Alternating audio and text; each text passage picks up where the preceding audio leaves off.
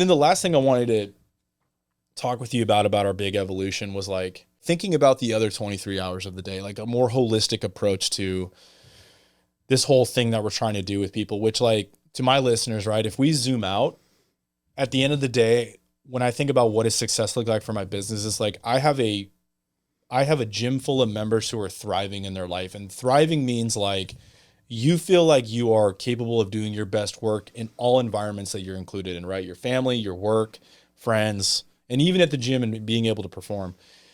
But what's funny is like most of the time, the limiting factor for most people to achieve that goal has nothing to do with the hour they spend with us. Take her outside, take the dog outside, just go start moving, prioritize something that just kind of you can do and make that part of your life. Because if your life is, I get home and I'm exhausted, that's the example you're setting for your children.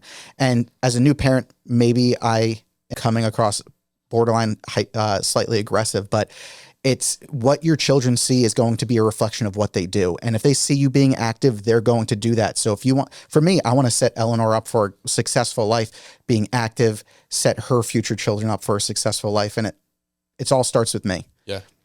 Yeah. And I think like when I was doing a lot of coaching, it was getting frustrating being like, man, why did this like squat progression not change these people's lives? Like, why are they just getting it right? And so it's funny how like, no, like then you start getting into nutrition, but then we can't do good nutrition unless we have good stress management, but we really can't have good stress management unless we have good sleep.